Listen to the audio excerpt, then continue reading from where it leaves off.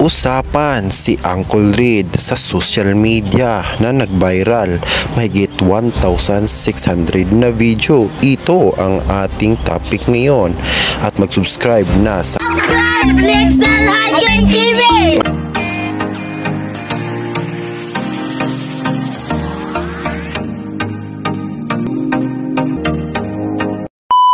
Reed Uncle or kilalang Sister Hong. Ito ang viral China boy. Reed Uncle scandal sa China, binulabog ang buong mundo. May 1,600 video at sa hidden camera at ito at may mga pa-teaser pang bidyong ito. At ipapalabas natin at bago ka pa sa ating YouTube channel, huwag kalimutan mag-subscribe.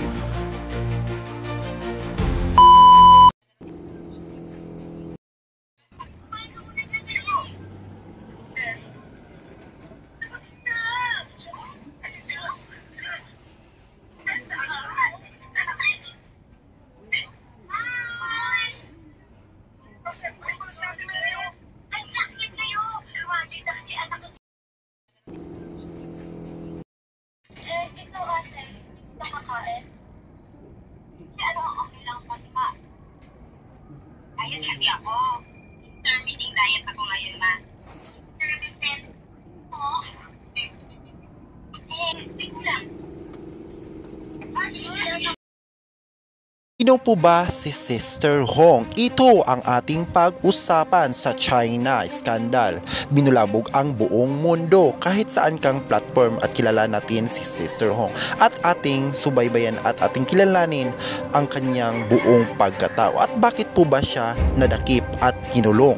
Dahil may nakuha pong mga otoridad sa 1,600 na video sa kanyang apartment or sa kanyang social media.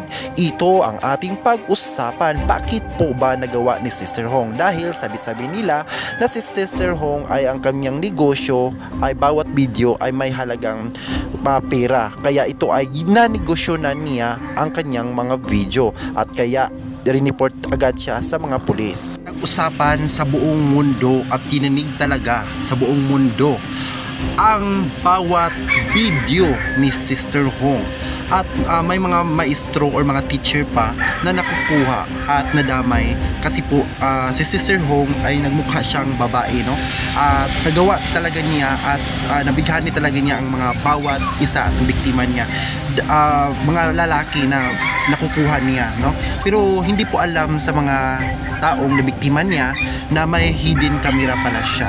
Kaya ang ginawa niya ay nagmimisto lang babae. Sino kaya at sinong tao ang parang hindi alam, no? Bakit po hindi alam niya na si Sister Hong ay si Reed Uncle ay isang lalaki? Kaya po ay ito ang ating pinag-usapan. Kaya ito po ang mga nakikita at nakakalap natin sa ating informasyon at sa ating pag-search. Dahil si Sister Hong ay isang lalaki talaga. Hindi po siya babae. Pero siya po ay cross-dresser. O ito po ay tinatawag nating trans or nag-transformation po siya bilang babae. Ano po ba ang mga gamit niya? Una is nagmi-makeup po siya, nagmi-makeover siya talaga ng 3 hours. Totoo po, 3 hours po siyang nag-makeup upang makuha niya talaga yung official na babae at nakasuot po siya pandamit na babae at nakamask po siya. Nakikita naman natin magmamask po siya para hindi po siya parang mabuko yung official dito, no? Makikita natin yung ano niya.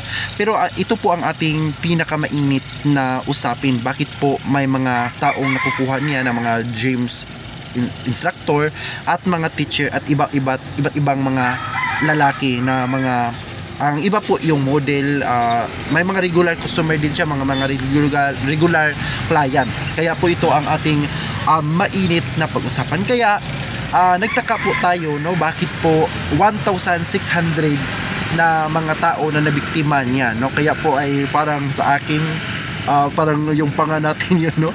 Grabe po yung detalye, no? Bawat isang video may mga detalye talaga. May nagdadala ng pagkain base sa ating observation sa kanyang video. May nagdadala ng mga prutas, drinks at iba pa, no? Kaya po ay legendary talaga si si Reed Angkol. Kaya kung ganito at gusto nyo ganitong mga video, huwag kalimutan mag-subscribe sa ating YouTube channel at mag-click all bell para lagi po tayong updated.